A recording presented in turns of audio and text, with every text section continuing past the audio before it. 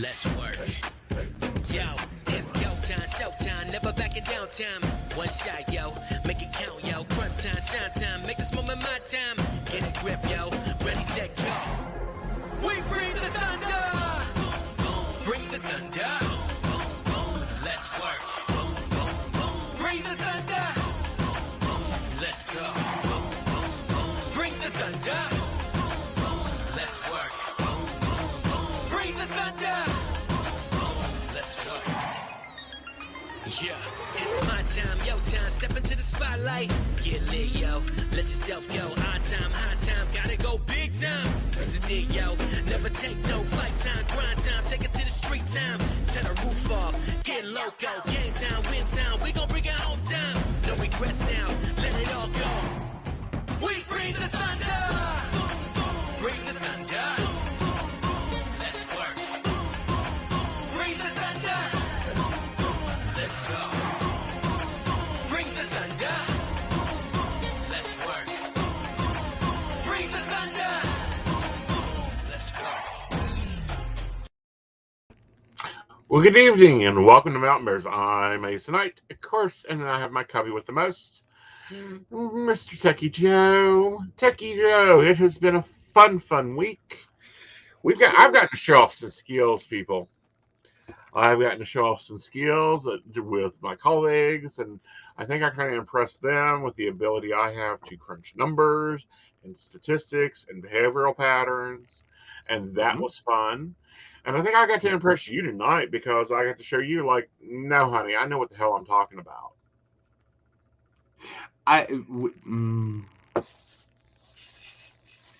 Yeah. That's one way to describe it. Yes. Someone else could go with, okay, let me pose question to the audience here, much like was posed to me earlier. If someone says, hey, go to Michael's, what do you extrapolate from that?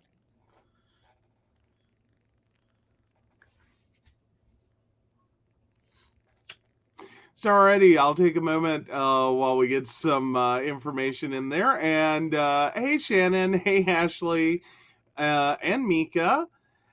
Yes, Mika. Hello, darlings. Yes. Yes. And hello, Facebook Ashley, user. mother-in-law. How are you doing tonight? What are you doing in on a Friday night, honey? I thought you had a full appointment calendar. Well, damn, you spent Tuesday telling her all her men were trash. If someone suggests you do something, do you not think that they already have an idea of what they would like to occur? And no, that was no. What we posed was if someone said, hey, go to Michael's, what would you extrapolate from that?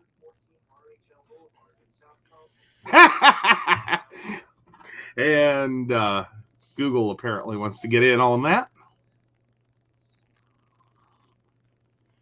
Oh no, Facebook user.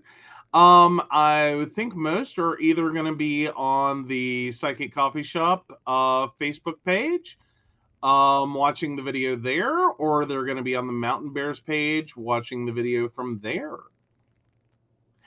Ashley says, go get craft supplies. See? Oh, really? Okay. Now, Ashley, did you take from that? Oh, no. See, I already know there is a sale, and it is on the following items, and you should buy those while you're there.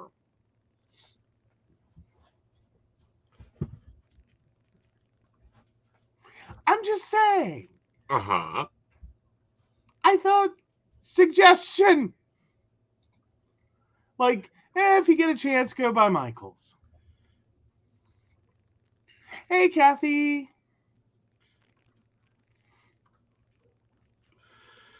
Ooh, Ashley even says, of course not. That's a life trick, though.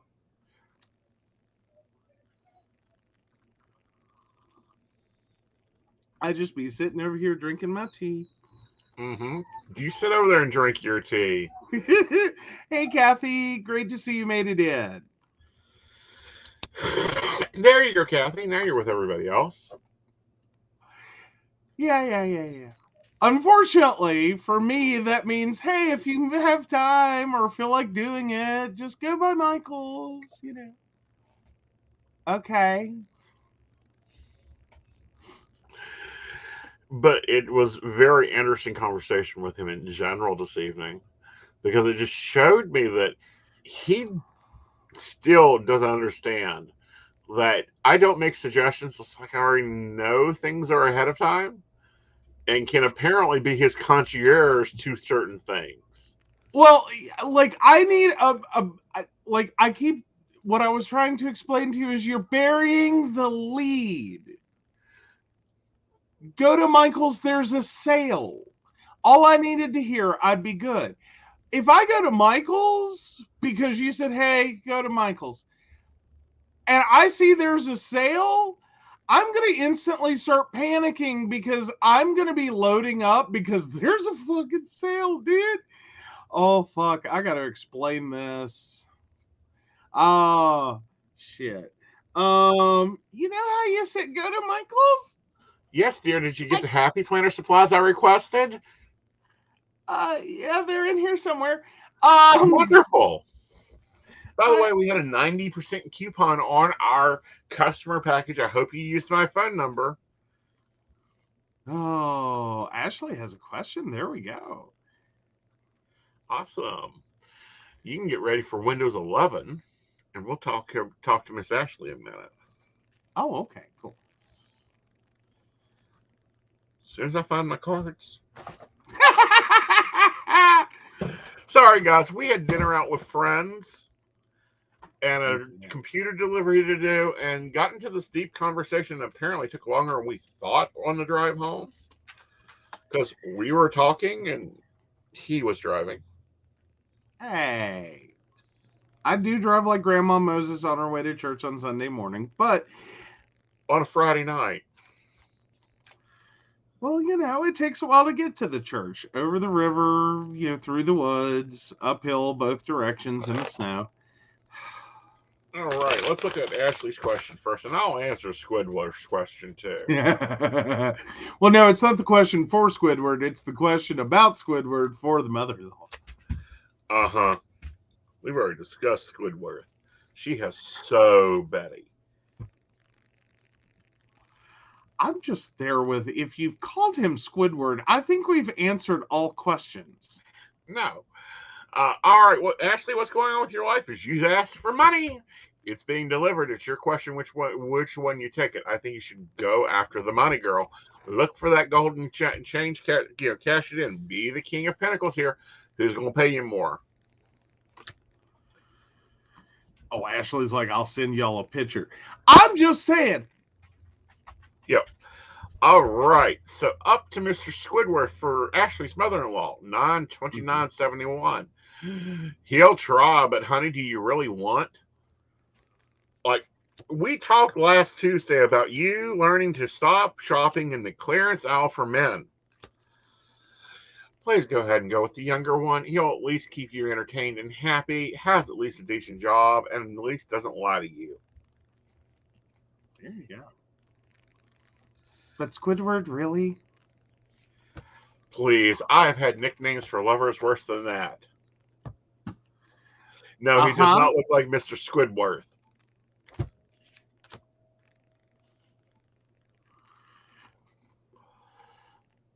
All right. So then Miss Kathy. So Kathy, 7/28/62. My stepdad died, so need to know if Stephen will give me extra money to get there and back, and will my evil sister leave me alone? Well, I think your evil sister will leave you alone while you're there. Stephen does give you the money to get there and back, but I feel like it's still a heartbreaking situation. Like, the whole thing is really bad. And I don't think you can dress up a funeral. Well, true. Oh, Ashley. Right now she has Squidward and Megamind. Neither. What evil villain factory is she trying to grab out of the dumpster at? She really should go for a Doctor Who. Oh, yeah. Well, everyone should go for a Doctor Who. What the hell are you talking about? Well, apparently, Pinky, you don't pre-think Doctor Who too much about me. What? Long flowy hair? It's getting there. It's getting there. That's an adjustment for you. Oh, Ashley says a white man? I don't know how to say this politically correct. I believe the term would be creamy chocolate.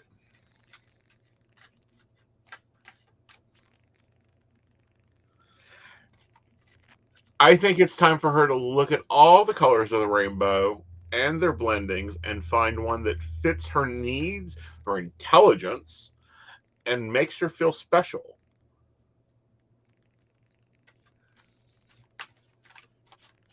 There we go. And stop shopping at the evil villain reject factory. Like, my God. Evil villain outlet mall? What the hell? What? I think this is a wonderful way to categorize exes. Evil villain outlet mall? Yes. Oh. It's better than calling them constellations. You know, black holes. Oh, fair enough. Fair enough. Fair enough. Fair enough. Fair enough. You know, for the little Dorth ones. Oh, well, hey.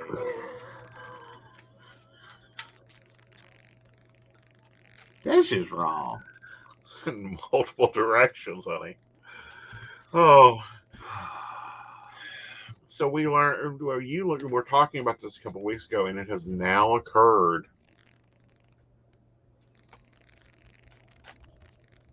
Ooh, so mother-in-law wants to know, is there certain signs she should be looking for? She's a Libra. She wants to stay away from Pisces because he'll bore her to death. Sagittarians are dangerous in general for her. Another Libra, again, you'll get nowhere. Y'all guys won't be able to decide where to go eat at. Aries will excite her, but it's a fast-drawn one. Tauruses are long, steady, slow, like she likes. Geminis are liars for her. She can't deal with them. So the only good one I've heard so far is Taurus. Tauruses are good. Tauruses work well. Cancers would be okay, but they're going to have they're going to be wanting house and marriage and all that. You got to watch out for them because they like to be at home, and she really wants to be more out and about. Let's move on down the line. Virgos, stay away from Virgos. Libra and Virgo is an intelligent connection of destruction. Communication has to be worked on with those. Well, she's apparently already had the ex-husband who's a Cancer. Yeah. And that sentence pretty much tells you probably everything you need to know right there, doesn't it? Yeah. Capricorns would actually be entertaining to her. Their mental calculations alone would keep her interested, which is unusual. Capricorns are hard to match up. Aquarians is another one that would be good for her. Again, the calculation of the mental game that would go on in the courting alone is entertaining. So Taurus, Capricorn, and Aquarians? Yes. There you go. There's your three. Taurus, Capricorn, and Aquarian. That's what you're looking for. And if she's just wanting a fling, Sagittarius will be good for that. Scorpios, not so much. She won't like their mouth. Ooh, Ashley says, what about Sagittarians? They're lovely for flings. One night stands that last more than one day, that's wonderful. Well, there you go. And Leos, don't even go with Leos. Leos and Libras are terrible. I feel like we should have started with Ashley, Sonny, cover your ears. We need to tell your mother-in-law some things. Yes. Not a good one either. Ooh. Well, then again, I have like you brought Squidward in, so now I have to ask is AZ, which is how I've been pronouncing it, just yet another nickname for Yes. Azzy? Oh, No. No. Ashley, I've looked at Facebook Messenger. Neither are Aeson approved. oh no, that bad? Hold on, I try to close Facebook down anymore when we start the show. Like I have missed things. Oh, he has a long. A to Z. I got it. Awesome. Complicated name. Just throw some letters at it. Gotcha. Yeah. All right. So Oh, tell us about this Windows bullshit. It's going to oh, cost us Windows about $1,000. yearly. So no, I mean, like right now, I still haven't gotten to look at Windows 11. I'm getting more upset minute by minute that every computer I come across is Windows 11 approved. Yours will be Windows 11 approved. Like he literally just has to sit there and go turn secure boot on, and his is good to go. Mine is the one we got to drop like I don't know, at least 600, if not more, just to get it there. But no, Windows 11, it is out now. It came out this week. We told you on Tuesday, however, don't hop into that immediately. And the reason I say that, as a general rule of thumb, do not jump into brand new operating systems the minute they pop out. There are always issues. There will always be issues.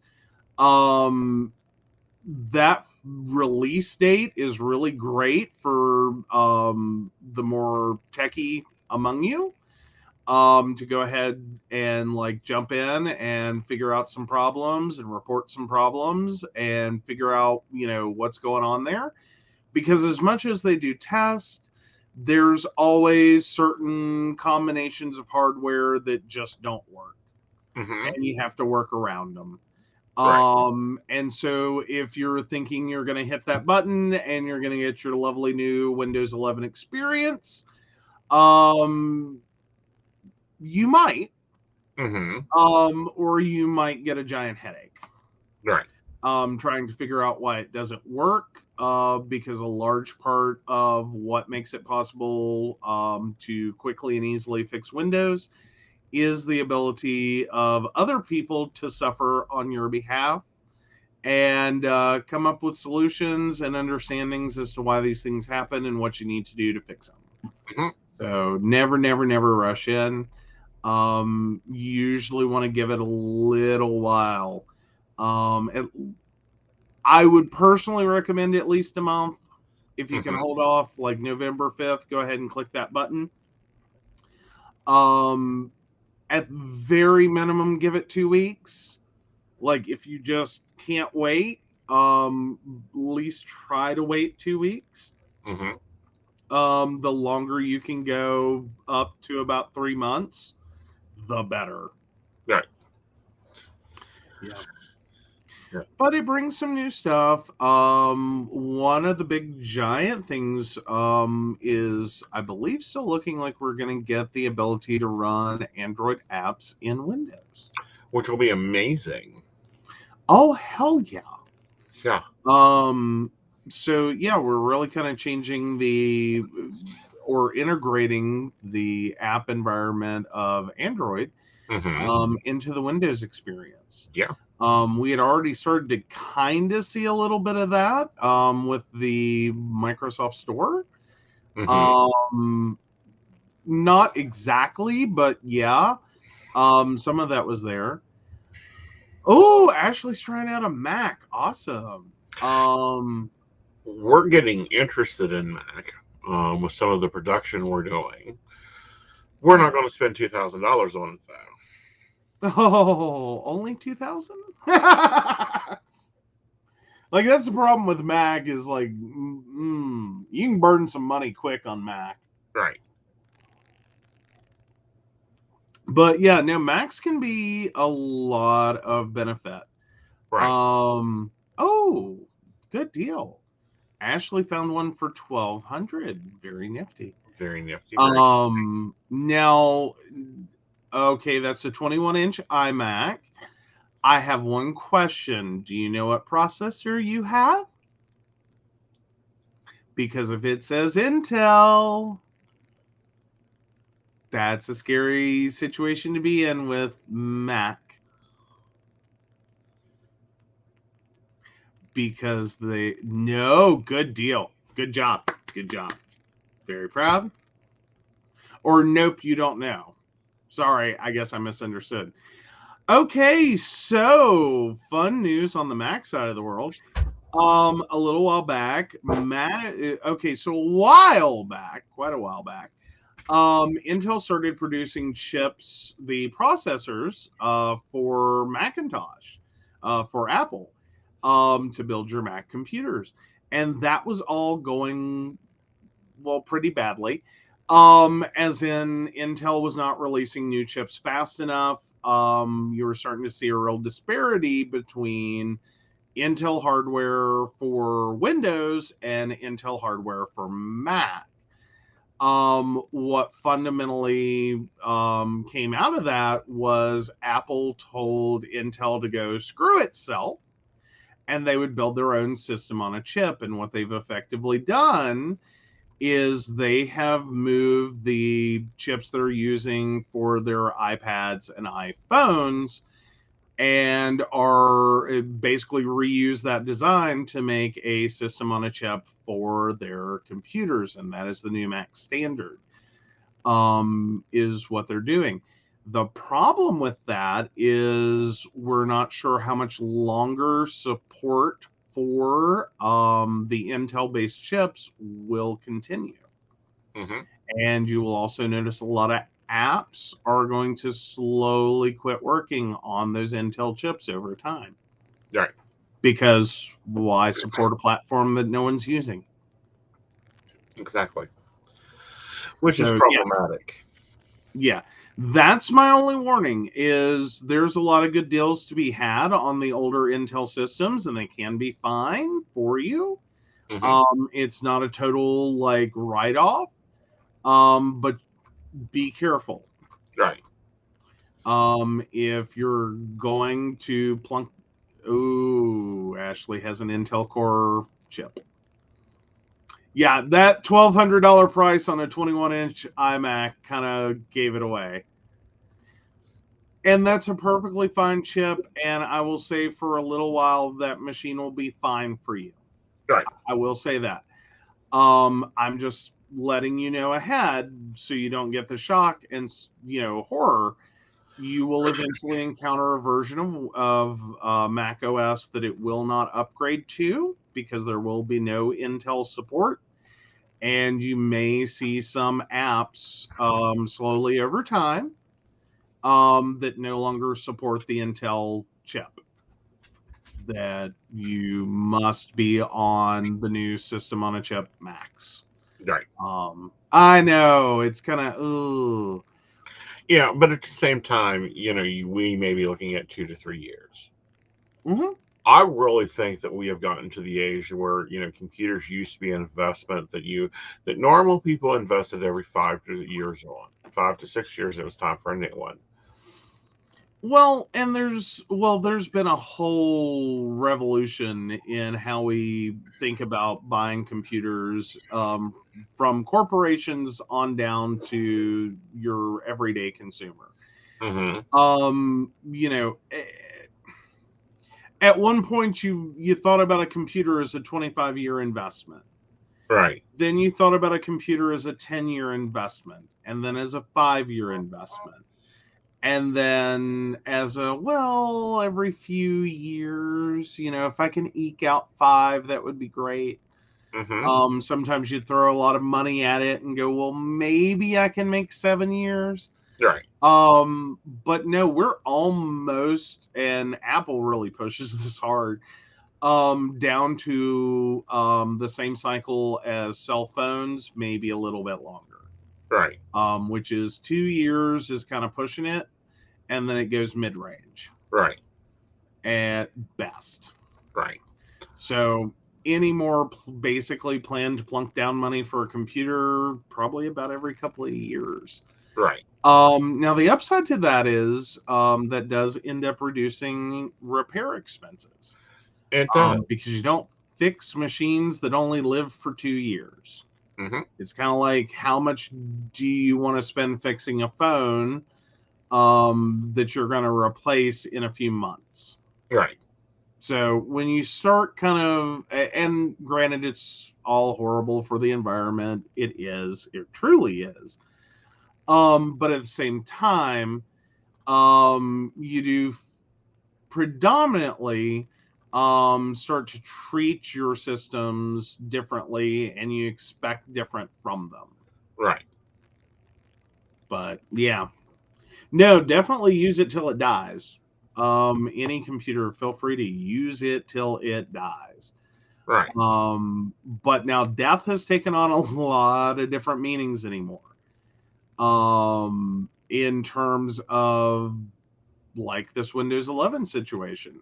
Mm-hmm. There's going to be a move on to Windows 11 that'll probably occur over the next year and a half, maybe 2 years.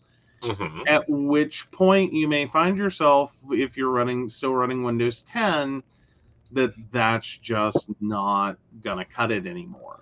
Right. And we see that. And for some things, it'll still continue to work great. Right. But there are things that will cease to function, will quit being supported, will not see any more security updates, will slowly stop working. Right. It's sort of like if you load up a computer with Windows 95, Windows 3.1, Windows 98, any of the older versions of Windows, they work. You Right. can install apps. There are things you can do. Mm-hmm. They're obviously going to be slower. And when you start talking about the internet, you're going to have a vastly different experience. Right. As you go through the different versions of versus what you would have today. Right. So, it's not that necessarily they die as much as are you continuing to get benefit from them. Right. And if they're doing the job, sometimes it's doing the job. Mm-hmm. Mm-hmm.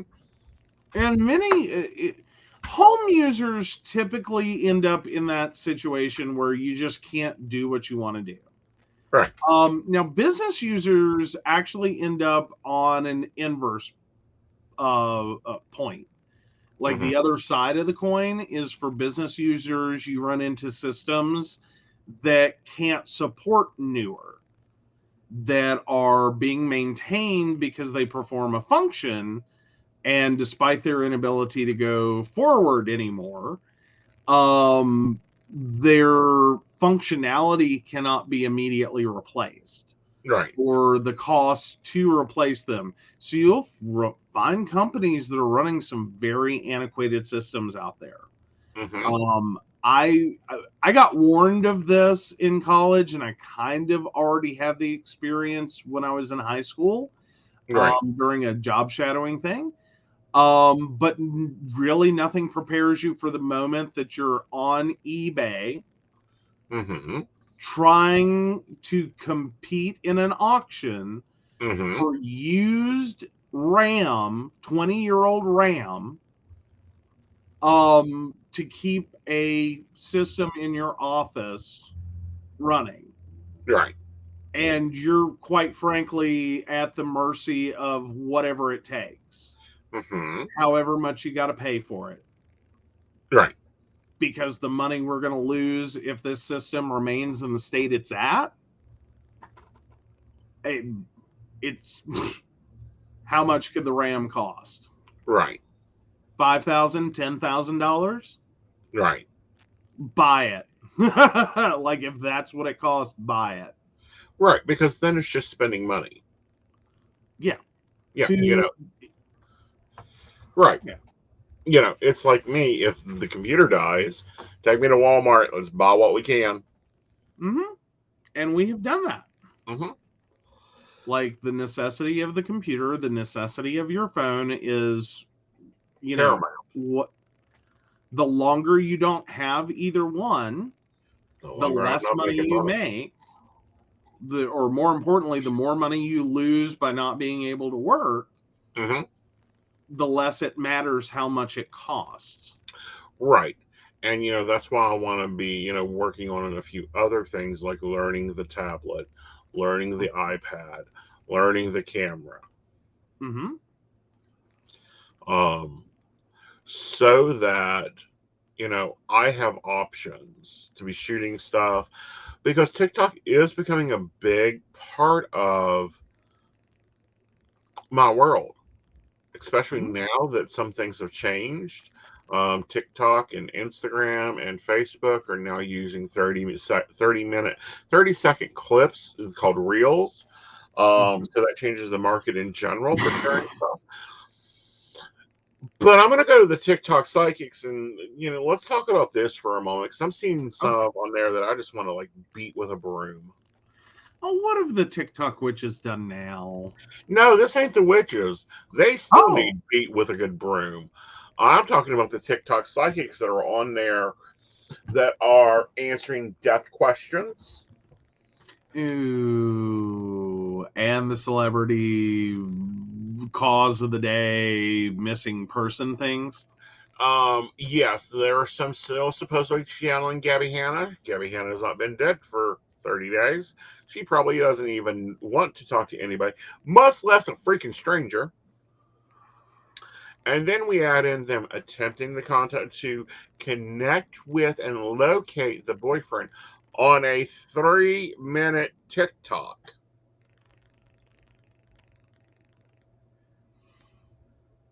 Ah.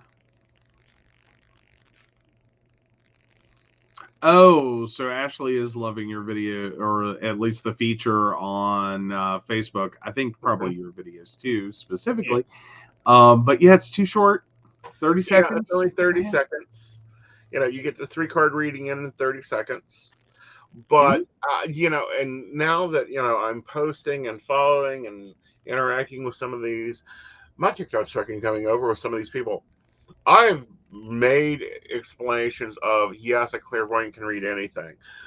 But guys, please watch these people. Please remember to be ethical and have ideas.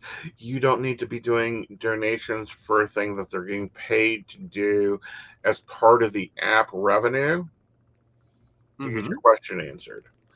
Especially not $40 and $50 donation for one question. Like either I'm in the wrong gambit or I need to be raising my prices. But some of these unethical questions, and there are things that we Oh yeah. cannot talk about.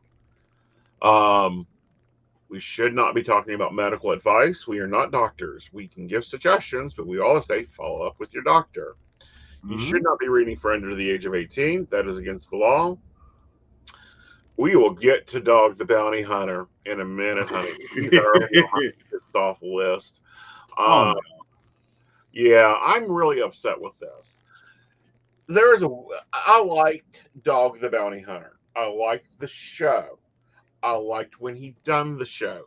This trying to pitch a Netflix series to bring back his show at the same time as going in here and impeding an investigation of the FBI, I have a problem with.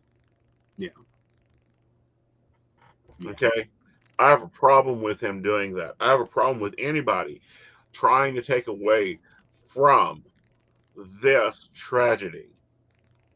I have a problem with them not talking to the police and going, what the hell? You had this woman in a domestic violence situation. You just popped her off at a hotel and told her to cool off. Yeah, and I think the little clarification. We have issues with this case and are talking about this case in terms of the ways that pretty much everyone else is talking about this case, and should be like the what the hell happened here. Not in a way that is trying to take advantage. Right. And that's where we're drawing the line is wait a minute. Right. Like you're trying to take advantage of these people. You're trying to convert this family's personal tragedy into a new television series. Like, hi, wake up. That's no.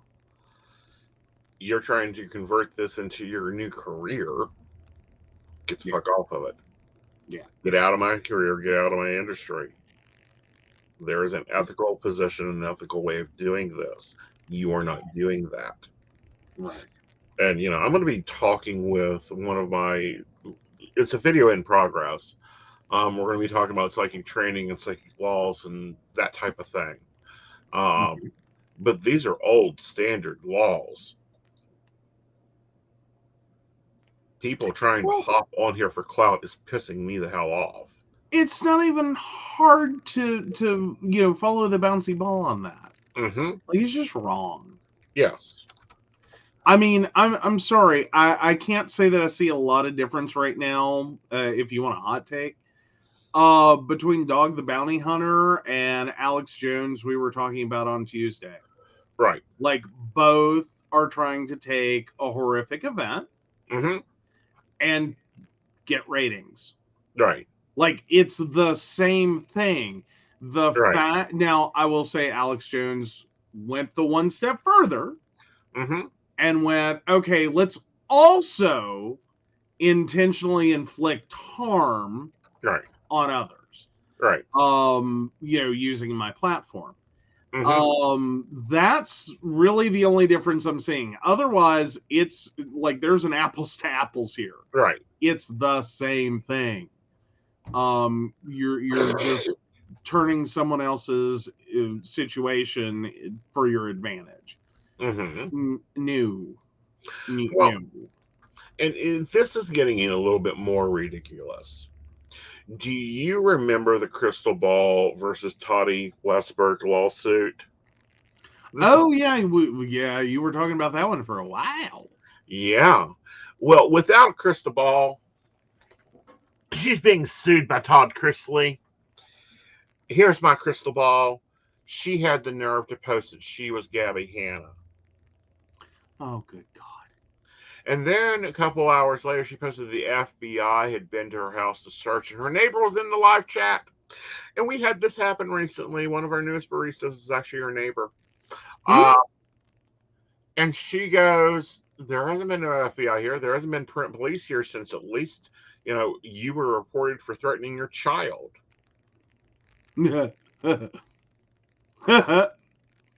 Ouch. Burn. Yeah. Okay. Burn. This is on live. But at the same time, I am like, you are in enough crap. There is debate. Todd Chrisley is suing you. There's 12 people suing this woman. Like, there's shut your mouth up. Go to your corner, like, I don't know, Shane Dawson, who came back to YouTube. And get your legal shit settled. Stop inserting yourself for clout grabbing, you malicious woman. I think for some people, the only bad attention is no attention. Right. Like, they're just gonna. Right. Like, no matter what they got to do, it's just going to be about them. Benny Hanna says, Ashley, what?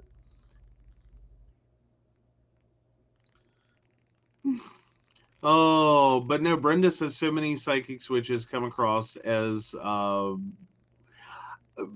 actually, what she says is the old black street scam artist.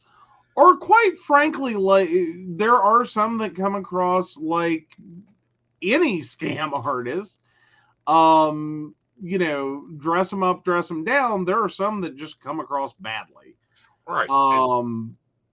Like, how many times, like, please raise your hand if you've never heard the one about I need gas money because my insert significant person in most people's lives is in the hospital and I need to get there. Really? No one's not heard that one? Like, you've never been hit up with that one, really? You know, like, yeah. And I think that's the part that makes it worse. Right. Are the ones where it's like, could you just be original? Mm-hmm. Like, it's one thing if you're gonna like do this unethically, if you're just gonna like be a crap person, but can you be original? Oh, Gabby. Oh, Gabby Hanna. Yes, Gabby. Yeah. Okay, sorry. I was just trying to figure that out. I was like, Benihana? What?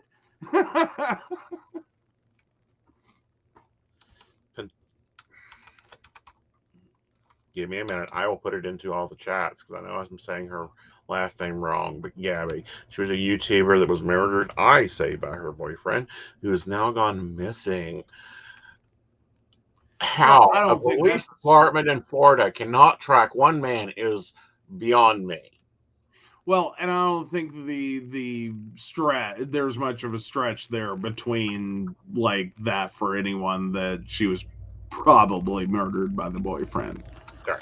Like I think the weirdest thing we could find out in all of this is the boyfriend had nothing to do with it. Right. You know what I mean? Like that's where I'm at with it. Is that would be the weirdest like story Right. to get to and the boyfriend had nothing to do with it. Right. Like what? Petito. Oh, Gabby Petito. There we go. Yeah. But yeah, no, Ashley, you're fine. Like we were just having a moment like, what? You're fine. Yeah. But yeah, no. I do. I think the finding out the boyfriend didn't do it and there's a whole other thing. Mm-hmm. I think that would be the weirdest. Oh, I think that would be not only the weirdest, but it's impossible. Well, I have to say, if he is totally 100% completely uninvolved, innocent, Mm-hmm. dear God, could you just like do anything else to make yourself look guilty? Like, I do have to say that. Right. Like, really? Right. Like, I mean, that's why I keep saying it would be the weirdest thing to find out that no, he had nothing to do with it. Mm-hmm. But then again, you also have to sit here and look at he is someone very closely connected Mm-hmm. to a very high profile murder victim. Right. I mean, there's a theoretical world in which he knows exactly how screwed this situation is. And if he's looking for 15 minutes of fame, theoretically he could be doing all the things you shouldn't do to get it. Well, I think he's got a little bit more fame than he needs. Oh, tons. They have completed the autopsy. It does look like it was brute force trauma, the cause of death. But now they got to find him because he just up and disappeared, and they can't seem to find him. Supposedly, the dog is supposedly tracking him. I'm tired of dog trying to steal the spotlight. Like, I used to have respect for him. This is causing me to lose respect, especially while he's trying to pitch it as a documentary for Netflix. Yeah. Yeah, I think across the board, bad choices. Right. But hey, Mary. Hi, Mary. So that's annoying. Then, Daily Mail has broke some more Britney Spears news. I wonder how they keep getting it. But apparently, Britney Spears' lawyer is going to demand that Jamie Spears and the business manager be deposed. I don't think anyone's surprised there. I mean, the fact that it's happening is new information, but I think we're all just waiting for the charges to drop. I want it public. Like, I really just want it public. You know, like I'm of two minds on that whole topic. Of like, let's like, do we make it like if this is made public, one thing, and if it's made public, I have a like two totally different minds on it. Okay. One sits here and says, I'm with you. I get it. I think this is going to be important for the future. Mm-hmm. I think this is going to be drastically important to try to figure out where the lines are. Right. Especially if you're going to use this tool. Right.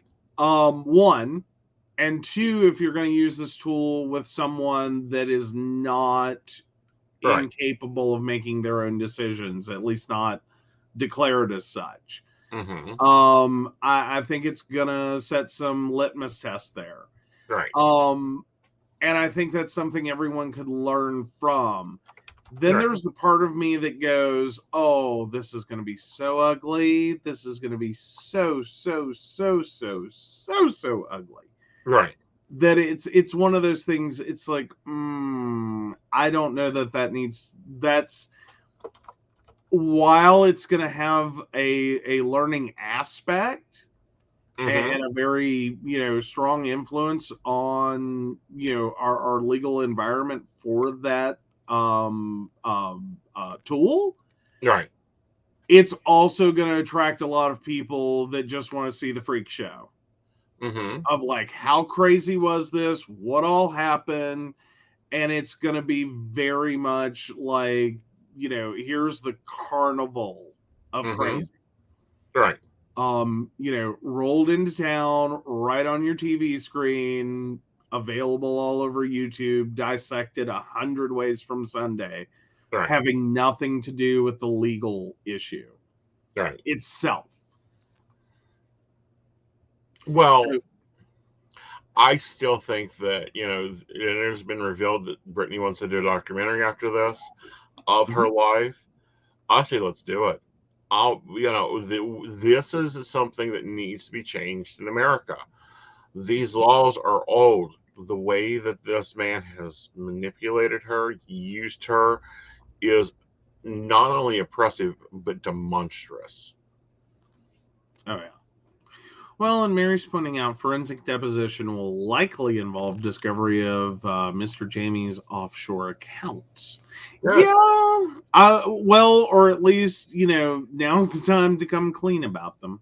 Right. Like, you really don't want that having that thrown back at you later. Right. Because, yeah. I'll definitely say he's made some bad choices. Though then again, you could probably start at the very beginning of this and say, I think about the moment she turned 18, he made one bad choice after another. That they have progressively gotten steadily worse. Right. And wait, I did not know his wife died. Yes. Or are we talking about the ex-wife? We're talking about Beth with the dog. What? Dog the Bounty Hunter. Dog the Bounty Hunter. The one that was the actual bounty hunter. Like, she knew her crap. Yeah. She passed away, unfortunately, from breast cancer. And yeah, he's made some very questionable choices since then. Yeah. Sorry, I jumped tracks with that. Yeah. So, did you hear about the Senate Judicial Committee releasing their, I believe it's 10 findings so far of this? I'm sorry, for what? The January 6th Judicial Committee has released some findings. I'm going to flash it over to you because it's a lot of reading, and you can do it best. Okay. Move that over so we can look at that. Oh, wow, that is a lot of reading. All right. Ooh.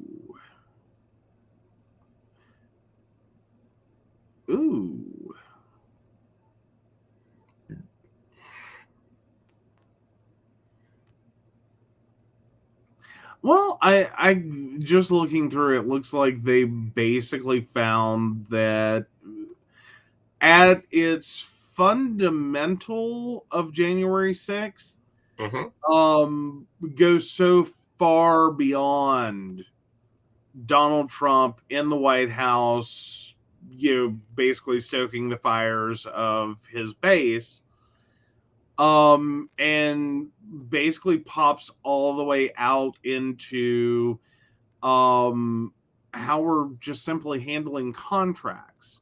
Mm-hmm. And I think it's if you really wanted to boil it all down, Mm-hmm. is that we've let or made a lot of assumptions Right. that fundamentally work around the idea of a president never doing anything like this, Mm-hmm. nor treating the DOJ, the Department of Justice, as their own basic puppet. Right. All right. Yeah. Yeah, let me help. Key findings. One, finding President Trump repeatedly asked DOJ leadership to endorse his false claims that the election was stolen and to assert his efforts to overturn the election results. Gee, we knew that one. Mhm. Finding two, White House Chief of Staff Mark Meadows asked the acting Attorney General to initiate election fraud investigations on multiple occasions, violating the long-standing restriction of the White House and DOJ communications about specific law enforcement matters. Finding three, after a personal meeting with Trump, Jeffrey Boston Clark pushed Rosenline and Dughow to assist Trump's election subversion scheme and told Rosen he would decline Trump's political offer to install him as acting general if Rosenstein agreed to aid in that scheme. So that's blackmail. Well, but fundamentally, all of this boils down to nothing was ever. I don't want to say nothing was ever built. It's not like we didn't have a warning shot of Nixon. Right. But Nixon, I have to say, at least Nixon to some degree was an honest crook, as screwed up and contradictory as that is. Right. Like he never. It wasn't like Nixon sat there and just played around the rules. It's Mm-hmm. not like he tried to tiptoe through the gray areas. Right. He shot straight out into you're on your own, man. Right. Like, you are so off of the letter of the law. Mm-hmm. You screwed up. Right. And granted, Mary brings up a point, but it's I want to modify that point before I go into it, or as I go into it. But no, it's just so, like, Nixon was an honest crook in that regard. He wasn't in gray areas, but as Mary points out, Nixon knew when to leave and resign. I, I don't think that's true, and that is what happened. But then again, that's because we also had, I think, again, some of like Nixon's own honesty in there. Like, Mm-hmm. he didn't do anything good, Mm-hmm. or, well, in that situation, it's not like what he was doing was good. Right. But he had enough good within him to recognize his own dishonor, Right. and enough people around him that would call him to the carpet for what he did. Mm-hmm. And then, we have number four, Trump's allies, with links to Stop the Steal movement and the January 6th insurrection, participating in pressure campaign against the DOJ. Mm-hmm. Like, they're naming names here. U.S. Representative Scott Perry of Pennsylvania, 10th Congress District. Doug Margren, a Republican state senator from Pennsylvania. Chet Mitchell, a Trump campaign legal advisor. Finding 5. Trump forced the resignation of U.S. Attorney Beijing Po, and I know I said that incorrectly, whom he believed was not doing enough to address false claims of the election fraud in Georgia. Trump then went the outside line of succession, naming acting U.S. attorney, bypassing first assistant U.S. attorney Kurt Epstein, and instead appointing Bobby Charles because he believed Christian would do something about his election fraud claims. Mm-hmm. The 6th finding, by pursuing false claims of the election fraud before votes were certified, DOJ deviated from a long-standing practice meant to avoid inserting the DOJ itself into an issue in an election. It isn't their place. Mm-hmm. These are the first 6 things coming out of this. Right. Well, and as Mary points out, Nixon was a licensed attorney, UNC Chapel Hill Law School. Yeah. And that's kind of, to some degree, where I'm at with this. Right. Is you had Nixon who fundamentally understood what he was doing was wrong. Right. He knew it before he did it. And he fundamentally, one of 2 things had to happen, however you want to view the Nixon situation. He either knew what he was doing was wrong from the beginning and made it up as he went along, mm-hmm.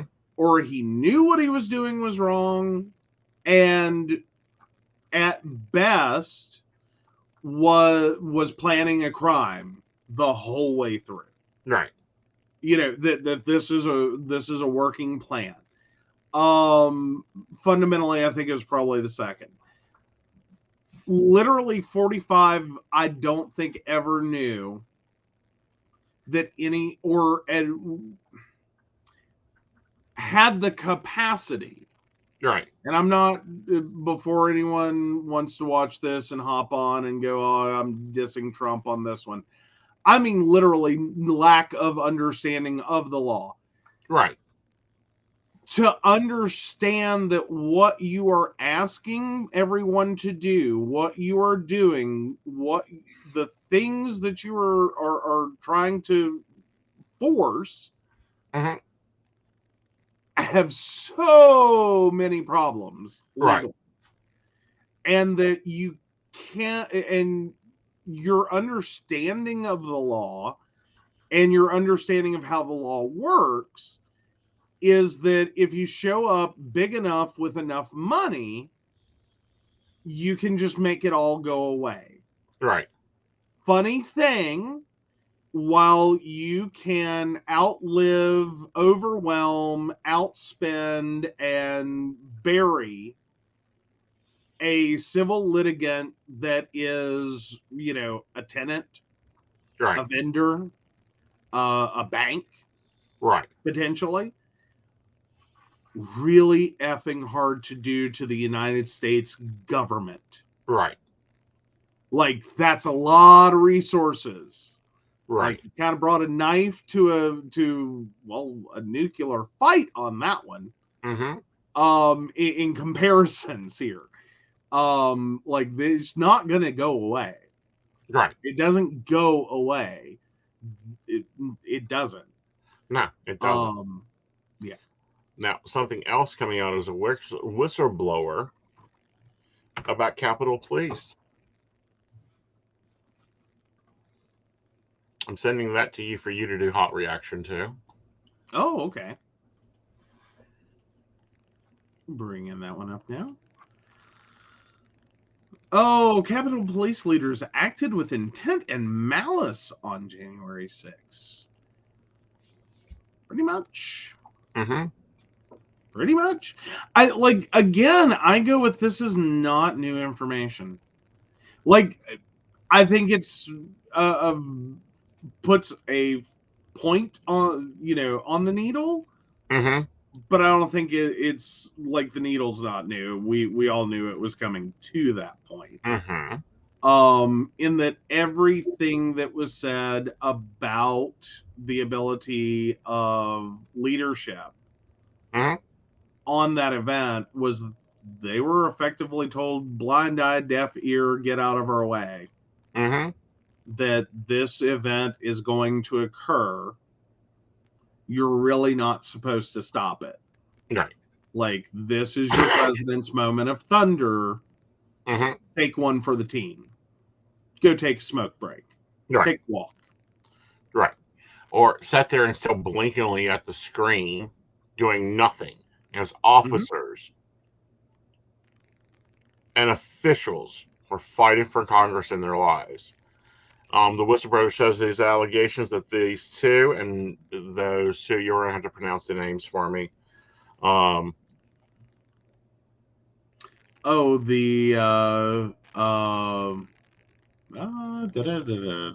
I lost it and found it. So Sean Gallagher Mm-hmm. and Yoganada Pittman. Mm-hmm. We're gonna hope I got that one right. Blinking, If not, looking at the TV screen, showing real footage of officers and officials fighting for Congress in their lives. It is the whistleblower's allegations. These two acted with intent and malice opinion to not try and assist officers or officials, blaming others for their failures, and chose to try and use this event for their own personal promotions. Mm-hmm. And I think it's definitely a moment, and we see this all the time. Mm-hmm. And often in situations, not that I think this is one that you can go, mea culpa, I fucked up, Mm-hmm. and not face penalties Right. and problems and issues and lawsuits and all across the board. But we also see this a lot in situations where people just keep doubling down and trying to find a way out of a situation, or at least responsibility for a situation. Right. Like, no matter how dead to rights they are. And sometimes I think it's honestly the moment of all you can do is try. Right. And as in, you're going to lose. Right. Like, if you admit to this, like, it's over, it's done, it's a disaster. Mm-hmm. All you can do is try and live with that hope that maybe you'll magically blame the right person, say the right thing, move the right way, that you can salvage something, or you can find the right person to put under the bus and walk away. That you already know that the end outcome is probably dire, no matter which direction you go. So go with the one that gives you hope. As horrible as that is in this situation, I really feel like that's what a lot of the people that have been involved in this have done. Yeah. Is go, yeah, I know, I fucked up, I did a horrible thing, and for all the wrong reasons, and you got me dead to rights, but maybe if I dance hard enough. But you don't go and lie and go, oh, we were doing our best and we were trying. No. These people have lied in their letters to Congress. They've lied in their testimony to Congress over this event. Over and over again, especially Pittman, who allegedly lied to Congress about the intelligence report delivered just days before the riot. Pittman served as acting chief of the force after the force's chief resigned, but she returned to her role as head of intelligence in August, following a vote of no confidence from rank-and-file officers. Well, again, what other choice? Like, the other choice is the mea culpa, I screwed up. Right. Well, you got me dead to rights. I absolutely screwed up. I screwed this up. did it intentionally. I'm a horrible person. And fundamentally that's, how this is coming down. Mm-hmm. And I think that's legitimately where the situation is at, is let me dance and see if I can, get out of this alive. Mm-hmm. More than likely I'm not gonna, but let me dance and see what I can do. Maybe, just maybe, I can somehow salvage a career. Maybe I can somehow keep my pension. Things like that. But I don't think any of this is a surprise to anyone, especially not to Pittman. I think the lies were known lies before they were even typed. Right. And I think that, they need to be charged with lying to Congress. They need to be forced to actually tell that, yes, they knew this shit was going on. They were told to shut up by the people above them. Mm-hmm. I think that all this needs to come out, and some prosecution, some real prosecution needs to be happening. This was a coup. Mm-hmm. I think I was watching CNN, and it was one of the ones from the Justice Committee said, "Oh, well, history won't remember them favorably." Fuck history. Put their asses on trial now. It's not about being remembered favorably or unfavorably by history. Right. Like, we're so beyond that part. Right. We need to ensure this never happens again. Yes. How do we make sure this never happens again? This cannot happen again. This cannot become the end of every election, turns into a literal riot. Mm-hmm. Cannot happen. Right. And that's fundamentally where it goes to. But as for this aspect of it, no, I'm not the least bit surprised someone's going to try to dance their way out of it. Way out of it. It kind of reminds me of a thing we were talking about the other day. Just little backstory here. So last year on our anniversary, we did Narcan training. Mm-hmm. And of course, our anniversary has come and gone this year, and that prompted me to remember that our Narcan is expiring because we got it about a month later. So while I'm at the health department to get, my injection, for my booster, I asked, hey, what do I got to do to, replace these? And I actually got told, no, keep the old ones. Use them if you need to. Because as we used to say in the ER, you don't get any more dead. Right.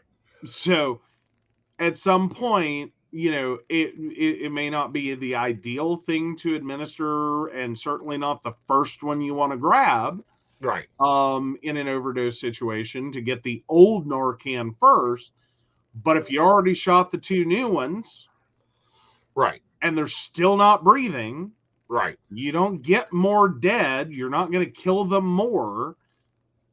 Go for the, third or fourth shot with the old ones. Right. Can't get more dead. Exactly. And I think that's where a lot of the contributors to the January 6th riot are. Mm-hmm. Is they're dead. They know they're dead. They can't get more dead. I mean, granted, you could sit there and argue that, like, they may not face as many issues as they are potentially facing. Mm-hmm. If on top of everything they did, they get caught up in things like perjury. Mm-hmm. But fundamentally, they already know that like, we're tinkering with degrees Mm-hmm. of, of the hell you're going to burn in. Mm-hmm. Does it really matter? You're Right. already in hell. Like, you can't get more in hell Mm-hmm. as your outcome. You're just screwing with the thermostat. Right. Well, actually, we're talking about something else this week, and it pissed me the hell off. Okay. The baby comment. The baby comment? Yes, the disrespect our governor paid to one of our city's Oh, larger God. mayors. Tell them about that real quick, and I'll be right back. Oy vey, guys.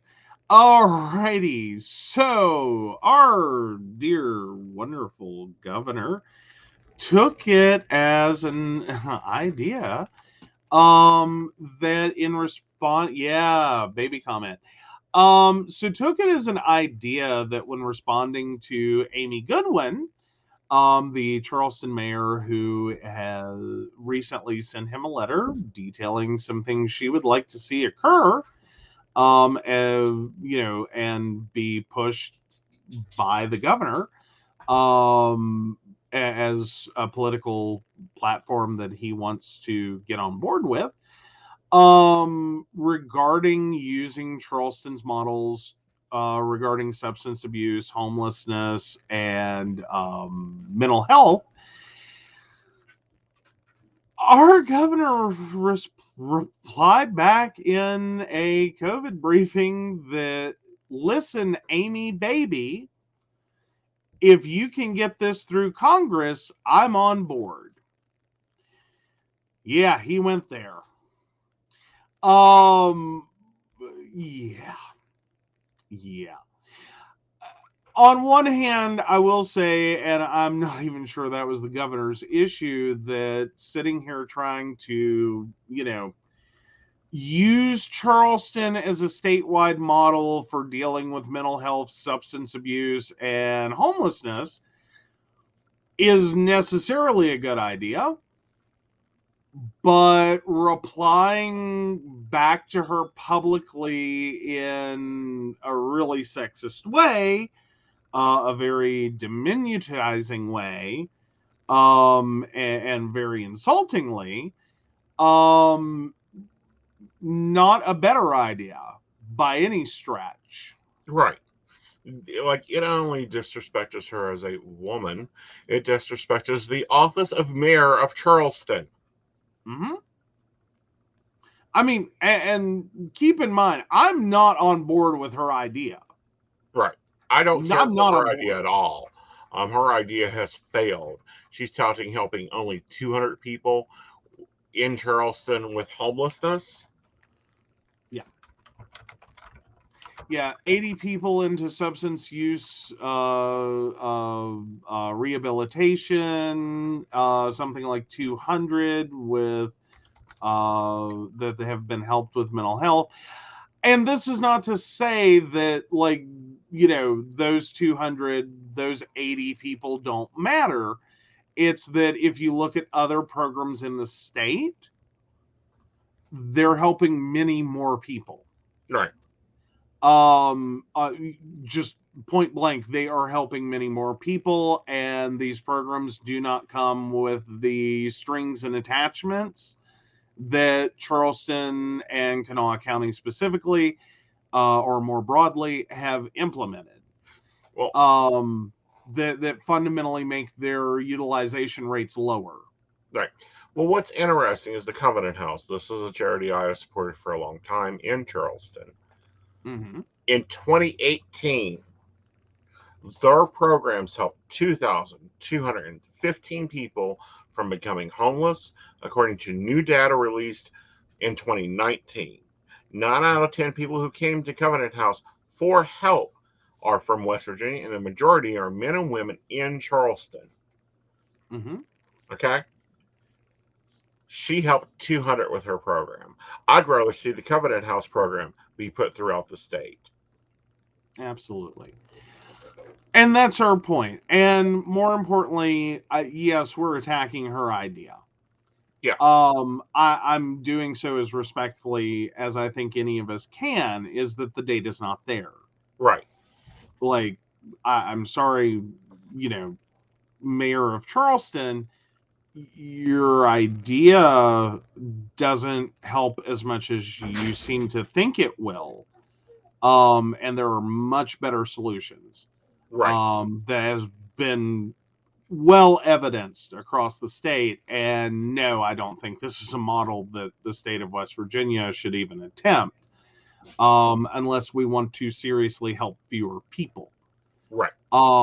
Again, I can do all that without basically leaving a ... that says, now get back in the kitchen and make me a fucking sandwich. Right. Like our dumb governor did. Of course, it's also funny that, Thursday he was trapped in his elevator in the governor's mansion, the one that the judges had to force him to live in. The mansion, not the elevator. The mansion. I think he should be forced to live in an elevator.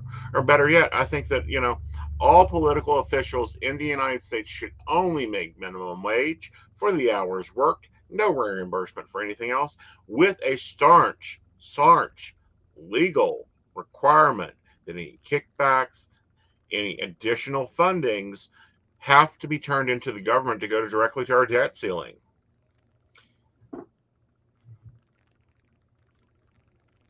Wow. Seems simple enough. Yeah. I wonder how fast that minimum wage will get higher and changed. Oh, one would think. One would think. Mm-hmm. Though, then again, you also have to look at political office as everything else that comes attached. Mm-hmm. Like, some things just don't have a paycheck. And we saw that with Bill Cole. Right. He basically got to write legislation that directly affected his profession, as a car dealer. He basically wrote out lemon laws. He removed the ability of kiosk sale of vehicles, meaning you cannot go online and have a vehicle delivered. You have to sell a vehicle in the state of West Virginia. You must have a presence in the state of West Virginia. So you, in turn, effectively have to have a car dealership. So, yeah, I am sure that legislation was worth more than any paycheck he was ever going to receive signed by the state of West Virginia. Right, but those laws should not have been allowed to be passed with his vote or his sponsorship. That is even if they ethical charge. Right, and even if they like, even that has very little influence, because when you're looking at your fellow representatives with that legislation, effectively it's going to be very clear that this is a backslapping institution, that he would want these laws, that he would want this legislation, and one vote would vote for that, should have been where it ended. Everyone else in the room, or many others in the room, voted with him. Right. Because they knew that this was a tit for tat situation. Right. I scratch your back, you scratch mine. I vote for the legislation that protects your business interests. You vote for the legislation that protects my business interests. Right. Or gets me reelected for another couple years. Or does X, Y, and Z. Right. But, this is the problems. We continue to have professional politicians that need to be removed. 4 years, 8, you give them 8. We'll give them 8 years. 8 years, then you're out. No retirement. You don't get retirement for 8 years of service. You don't get a pension for 8 years of service. Why are we doing it to our government? Why are we allowing our government to do this to us?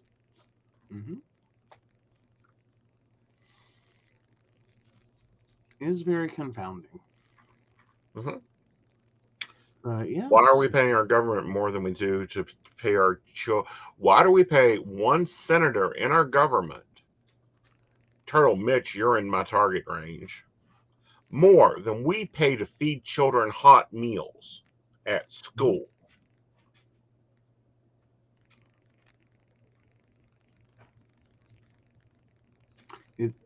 Very much, Mary. It is the lobbyist dance. Mm-hmm. Very much so. Yep. But no, it's a very heartbreaking system.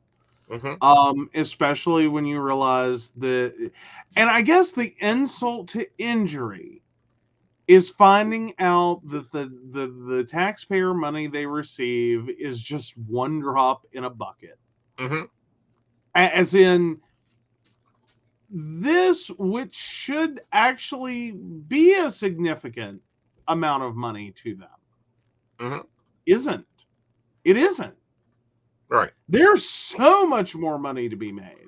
Right. But again, if we drop those salaries and block those additional things, like they cannot receive gifts, they cannot receive kickbacks, they cannot receive any benefits.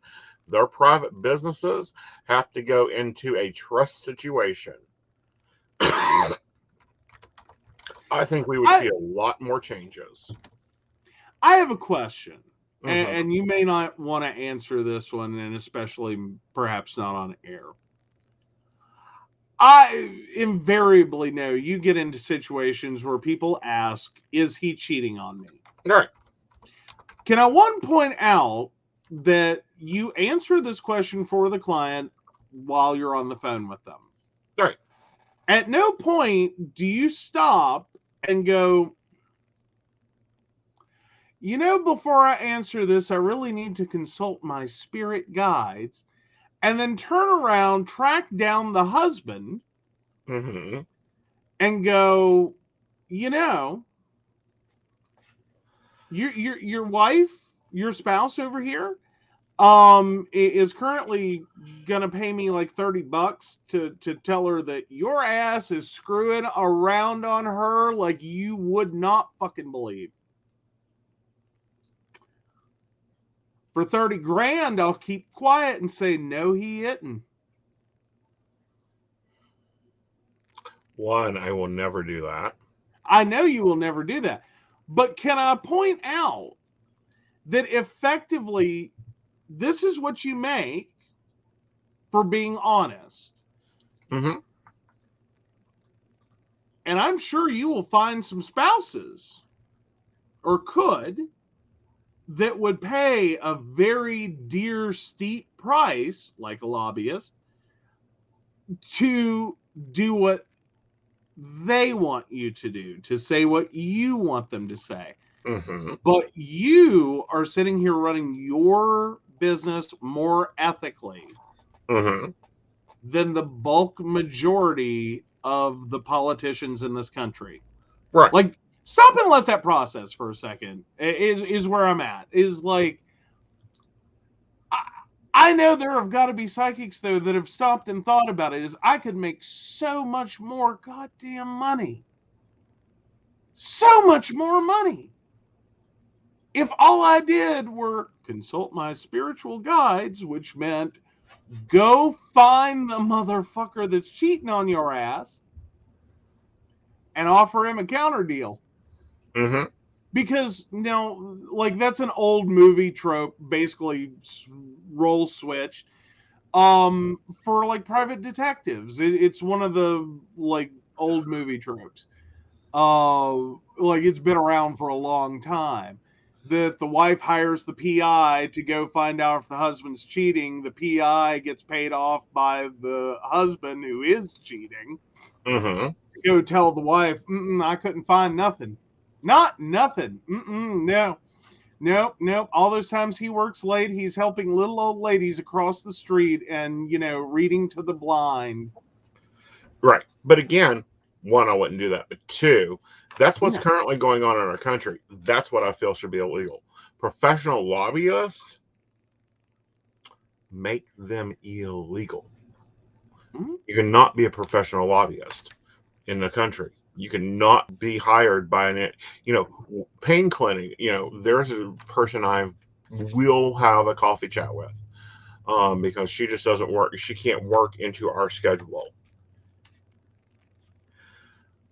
She works at trying to get pain patients right. She's done wonderful in Rhode Island, and working with pain patients. the amount of money she has to raise to pay a professional lobbyist to talk to these idiots is ridiculous. Mm-hmm. So, Yeah. in general, no, I wouldn't do that. Do we currently have that in our system? Yes. Does it need to change? Oh, yeah, it does. Mhm. Furthermore, he should have to he should have to publicly apologize to this Madam Mayor, publicly, on the steps of the Capitol. And I don't understand why West Virginians aren't demanding it from their employee, who can't even operate an elevator, who had to be forced to live in the governor's mansion, who was more concerned with being the coach of a high school football team that he filed a grievance with the Board of Education than he was about that same basketball team being safe in their classrooms.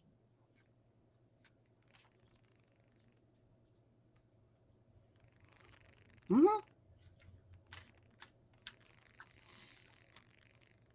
That's He's where been a West nightmare. Virginia politics are at. That's where the United Senate and the United Congress is at. Why Mitch McConnell in Kentucky,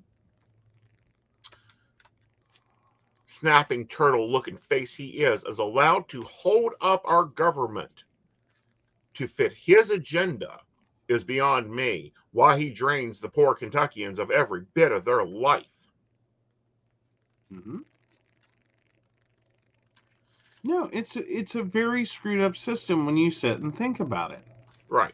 That fundamentally,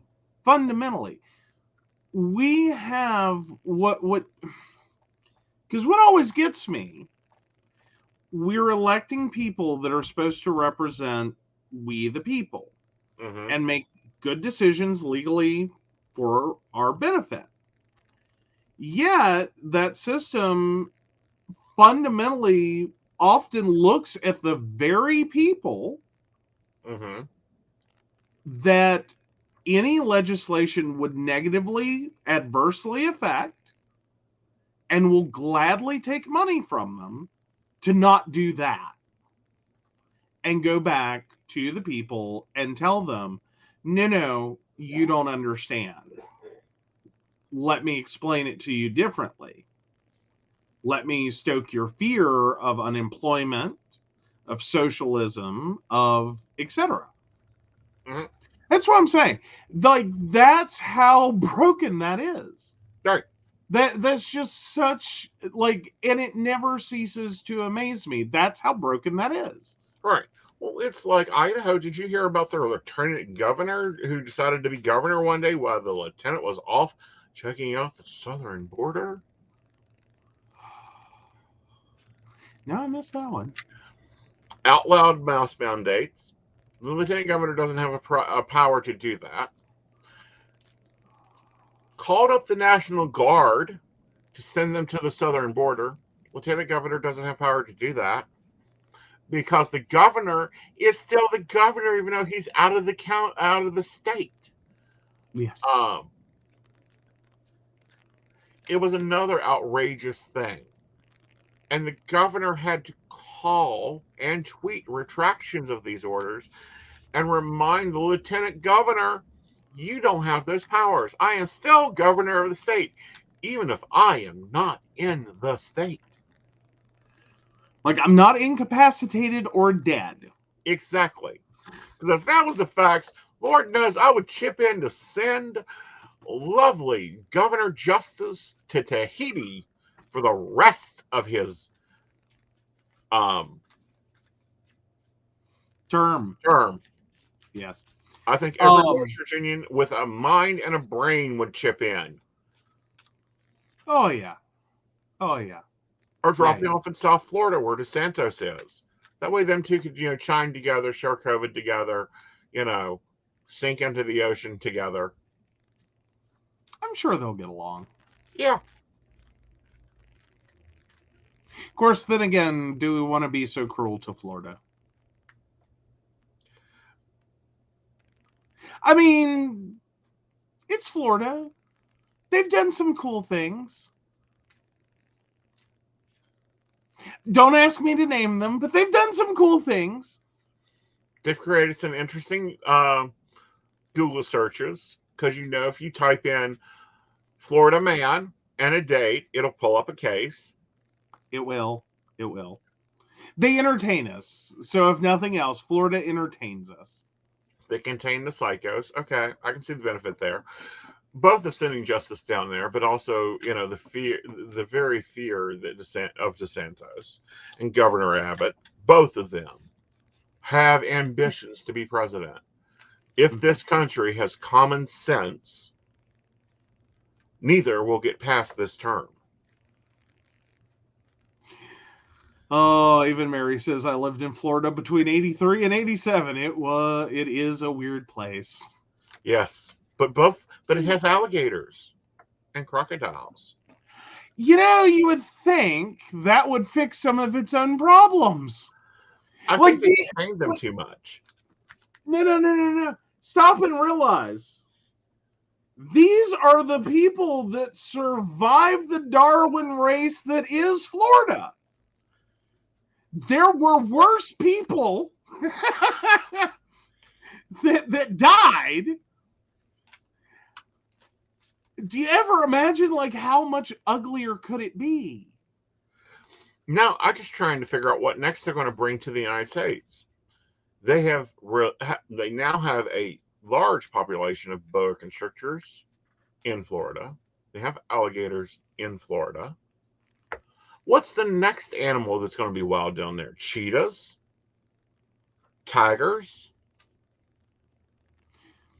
It's Florida. Anything can happen. Uh-huh. Oh, yeah. But no. Sometimes things boggle me. This is a state that has a lot of Darwin traps. Mm-hmm. That means there are people that die every year in those Darwin traps. Mm-hmm. That could be worse. Mm-hmm. Darwin cleared a few from the board. These are the people left on the board. I'm just looking and going, how screwed up were the people that got cleared from the board? Wouldn't that be an interesting board game? Well, yes. Take it like Monopoly, except turn it into Darwin.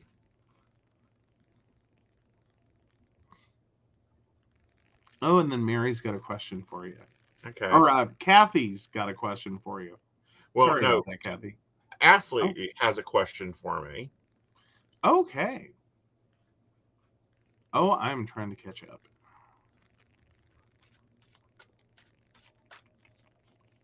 Oh, so Ashley, 82696, what is going on with my relationship right now? Okay. Well, of course, we have you stressing and worrying. We have Sonny making more sacrifices than he's able to, so, that takes a downfall. We have both of you trying to fit in traditional roles when you two aren't traditional. Y'all guys tend to make it a lot more complicated than it needs to be. And then there's also financial stress that's going on now. So if we any all that out, I think you both are coming full circle and coming to realization there are some things you just need to sacrifice on both sides of this playing field because it's tired of arguing with it. Okay. All right. Kathy, 72862. Sorry, I had to scroll back up to grab her birthday real quick. Peanut still throws up, but otherwise seems okay. Is he okay or in pain? I feel he has an ulcer. That can be painful, but it's not a bleeding ulcer. He needs stomach medicine. See a veterinarian, please. A real vet, not an executioner. Yeah, find a good vet. Yep. Alrighty, and then Mary has a question as well. Mm-hmm. 112857. Is there hope for reconciliation between J and S? No. Move on. Much better predicament earlier. But J and S both. One has emotional issues they don't want to deal with. The other one has self-esteem issues they don't want to deal with. If you tie them together, it's like a knot in a hay nest, and it's just trouble. Oh, and taking on Brenda's comment, Florida Man wasn't the Darwin Award winner. That's scary. It is, isn't it? Well, see, you bring up Darwin, but you get mad at me every time I want to fix the Darwin situation. Well, okay. Now, granted, here's my little thing though. Is I think there are inevitable things in life that are just like 100% Darwin Awards. They are the things that anyone has more than ample evidence this is a bad idea. Like, alligators and like wrestling them. This is a bad idea. But you have chosen, knowing the risk, understanding the risk, hearing the risk, to do the thing. You do the thing and the thing eats you. Nah, that's a fair Darwin Award. You had the warning, you still did the thing. You deserve it. You got your Darwin Award. Thank you, Brenda, for stating my point beforehand. Take all warnings off everything. Gene pool would go up some. It would clear out some of it, especially on ladders. I do not understand why my ladder is covered in stickers. It looks worser than the stickers from the 1980s when they had all the rainbow bears and everything else. What?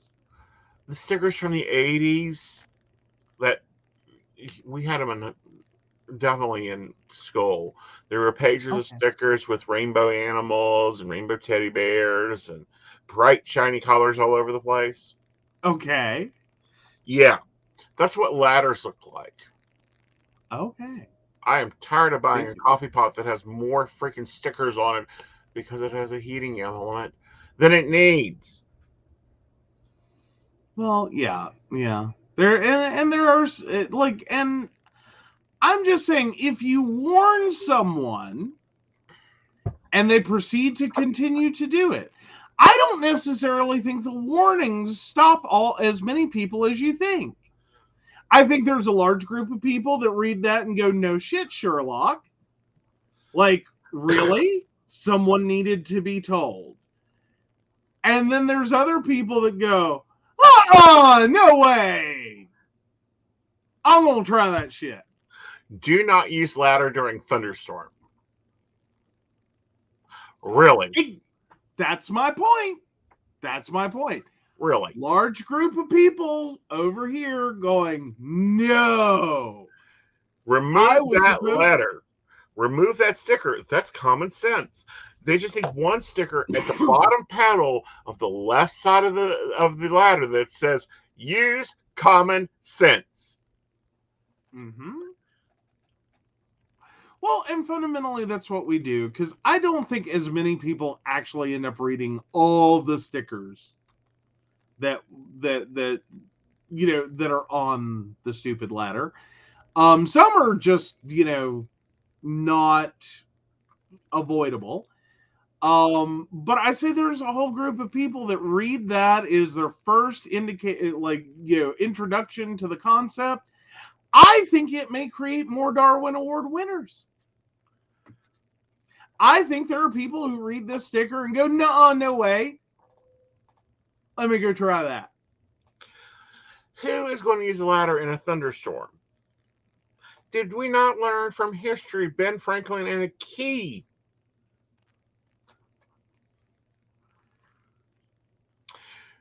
Exactly. That's the large group. That is intelligent. Yeah. Then there's Darwin Award winners who go, no. And I seriously think that the labels may actually be helping. your cause. Like, you I think think the removing labels them are creating will help? a dangerous situation because if they get wet from, I don't know, dew, dirt, mud, they get slick. And that's the one thing you don't want to happen on a ladder. Well, this is true. But I still say that's a smaller group than the people who read the labels and try it. Now, Brenda brings up a case. A friend's doctor's office says a side of it says, do not toss your baby in the air due to ceiling fan. A man threw his child in the air under it, which was moving. Baby was hit by a fan. Dad sued and won. Mm-hmm. I agree with Brenda here. Dad was too stupid to be breathing. Much less breeding. Yes. Yes. Yeah. I mean, again, it's one of those moments. I think if there had already been a sign, there would have probably still been a dad in that doctor's office with a baby in the air. Mm-hmm. It's like, no, bum, bum, bum. The only difference would be the doctor doesn't get sued and have to pay out money. Right, which is why they keep slapping on warning labels. All right, Happy Planner has a freaking warning label on it about do not smother your child. Oh, the suffocation warning on their packaging? Yes. Yes. Yes. Do not allow children to play with the plastic bag. Mm-hmm. Insanity. Insanity. I still say there are parents out there that read that, see that, and go, nuh-uh, and do it anyway. Yeah. Like, and I'm not saying this is a good thing by any stretch. I think it's a horrible thing, and no, you shouldn't do that. Right. I still think there's a subset of people that just, you can have all the warning labels humanly possible to tell them, look, stupid, don't do that. Right. And they're going to do it. And some, I think, just like the challenge. Right. To see if they can beat the odds. Mm-hmm. Can I be the person who ties a bag around my head and survives? Mm-hmm.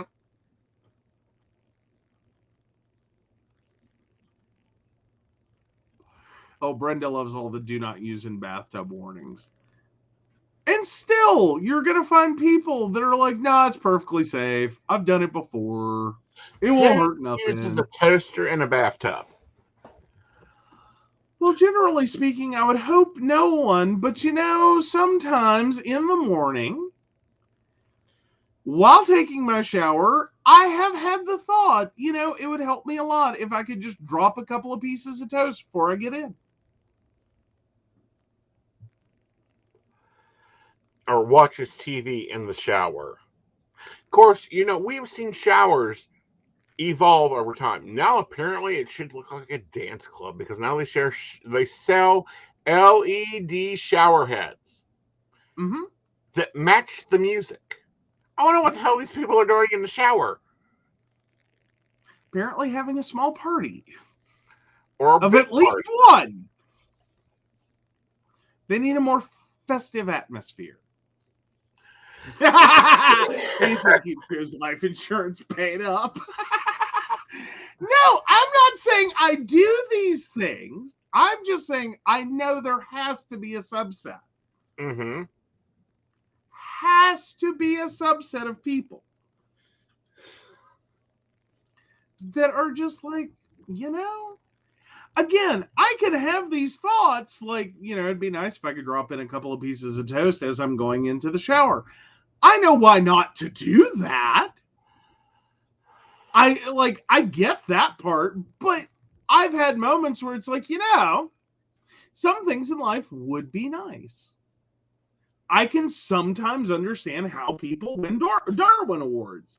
It's like if you don't think it all the way through, there's your Darwin Award. I don't know. The only appliance that I think that we need multiples of moved throughout the house is Keurig pods. Like, I need a Keurig machine. The bedroom could use a Keurig machine. The shower could use a Keurig machine. No, that's nasty. Oh, Bullshit. You know you have been in the shower and been like, God damn it, I need a cup of coffee right now. No. I'm no. The shower would need to be moved out of the bathroom. Okay. Oh, Bluetooth enabled Keurig machines. They exist. Yes, they do, and they're They do. he and she enabled Keurig machines. I believe there is a her one. Mm-hmm. Or at least there was a plan for one. Yes. Yes, with the Keurig skill for Amazon, you can brew coffee by using simple voice commands. See, but this is where I turn around on the idea and I go, do you know how many things you have to pre-do for that to work? Like, it's not really hands-free. Like, these are products that I'm like, I see what you did there, but you really didn't think it through. Like, you already have to have the pod in there. You already have to have a cup on the base. Mm-hmm. You have to have this preset and ready to go, and all you're doing is literally saying, okay, but do it now. Right. Like, I'm getting out of the shower. I'm start my coffee. Mm-hmm. I could find it very useful. But what happens the morning you forget and you make hot water, or the morning you forget and you make coffee all over the counter? Well, again, I could use this. I could see this being very helpful to me when I've got 40 different things going on. I would live in fear that I would try to make coffee in my sleep. Darling, in your sleep, you try to turn everybody off. What? Okay. So, for those that do not know, I film my daily videos and I go to bed. Because Aeson works nights. And the more winter comes on, the more vampirical Aeson will become. I'm laying down. It's about 8 o'clock in the morning. Interrupting my true crime movie to wake somebody up. And we have a rule in this house. If it is not your alarm, you don't turn it off. Yes. Yeah, he's totally back to nights. Yeah. Well, he's working during the day some too. But I'm working evenings, but totally back to nights full time. Oh, yeah. Yeah. Sorry, bio clock. I was just so tired. We're not trying to make this the new time for shows. We're really not. Yeah, we're really not, guys. It has just been one of those weeks. So anyhow, we just keep ending it. I'm waiting there for him to wake up. And he screams about the Amazon woman 4 times. She doesn't listen. So he screams about the Google man 4 or 5 times. Finally, I'm sure that he is enough awake because he goes, "Hi, honey." I turn it off and turn back on my show, and I'm like, "You get up so I can go to sleep." I have to say, I've had this problem with every alarm clock, but I will say she has made it the longest, and she is still technically functional. Yes. I'm not. I think I've only a few times managed to turn her off, or any of them off, and fall back asleep totally oblivious. See, and I have the exact opposite effect with her. She doesn't even enter my dreamscape. Yeah, she does not wake you up at all. But yeah, no, because every alarm clock I've had, like I've had the alarm clock next to my bed. I actually on one, and it was not easy to turn off. I got to the point I could do it in my sleep. I found the magic spot repeatedly and just turned it off every morning. So then I followed the advice, move it across the room so that you have to get up to turn it off. And in the course of getting up and, to turn it off, you will wake up. No, I will not. I will not. I will for a little while. Eventually, I get to the point I'm effectively sleepwalking to turn off the alarm. Mm-hmm. No memory formed whatsoever that my alarm went off, that I got out of bed, that I walked across the room, and I turned off the alarm. Mm-hmm. Nothing. Okay. I can turn it off and keep moving. Mm-hmm. So, yeah. The joys of alarms. Yep. And now I do have to say, I typically only do that when either I don't get a lot of sleep, or basically when like an alarm goes off at a weird point in my sleep cycle. Mm-hmm. Like if that alarm's trying to wake me up out of like deep sleep, Mm-hmm. ooh, that's a hard place to wake me up from. Right. And get me to actually kick over. Like I gotta be like, I typically try to set my alarms on like 3-hour intervals. Right. Because if I catch it in between, Right. your results may vary. You better hope I've had at least 2 sleep cycles. Right. So if I haven't had at least 6 hours sleep, pulling me out of deep sleep is difficult. Right. Oh. Yeah. But it's quite fun. These are fun things you learn in marriage. But guys, we're going on 2 hours, so we're going to wrap this up. Yes, we were late. We're sorry we were late. We will do better next week. This is the real life of trying to be real, and that's what we tend to be here.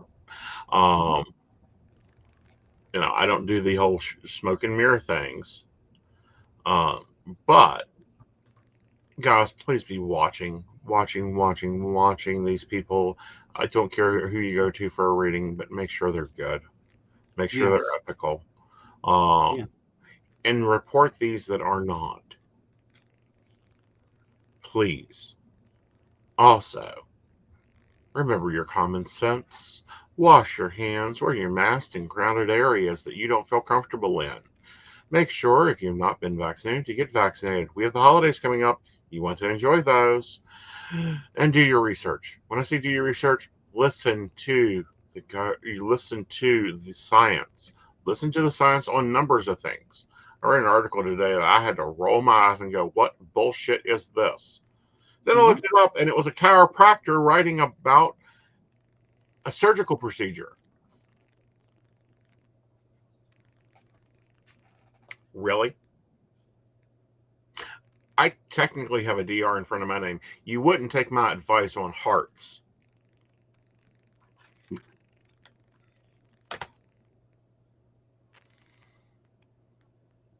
I'm just saying. Right. Your DR's unrelated to cardiology. It very much is unrelated to anything medical. Yes. Yes. Hey, Hello, Miss Dottie. Dottie. I've been talking about the video me and you are going to do about psychics and education and training. We look forward to doing that. Oh, yeah. But yeah, so all right, we've hit almost 2 hours. So of course we need to thank our wonderful baristas. We love our Patreon sponsors. We specifically want to thank Beverly Walker, Mika G, Kathy, Mary Winfield, Brenda Bryant, Ashley Gish, Shannon C, Shannon D, the ever wonderful Lady Gwendolyn, and Charles Shaw. If you'd like to learn more about us, the show, or how you too can become a Patreon sponsor and receive all our wonderful barista benefits, please visit us at PCSPnetwork.com. Yep.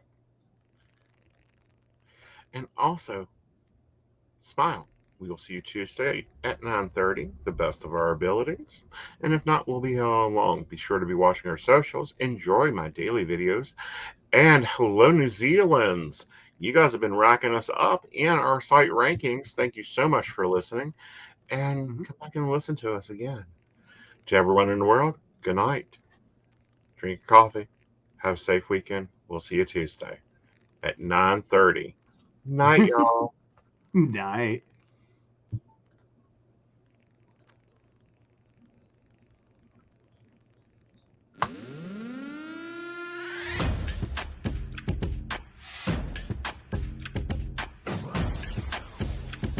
Let's work. Yo, it's go time, showtime, never backing down time. One shot, yo, make it count, yo. Crunch time, shine time, make this moment my time. Get a grip, yo, ready, set, go. We bring the thunder. Bring the thunder. Let's work. Bring the thunder. Let's go. Bring the thunder. Let's work. Bring the thunder. Let's work. Yeah, it's my time, yo time. Step into the spotlight. Get lit, yo. Let yourself go. Our time, high time. Gotta go big time. This is it, yo. Never take no flight time. Grind time. Take it to the street time. Turn the roof off. Get loco. Game time, win time. We gon' bring it home time. No regrets now. Let it all go. We bring the thunder. Bring the thunder.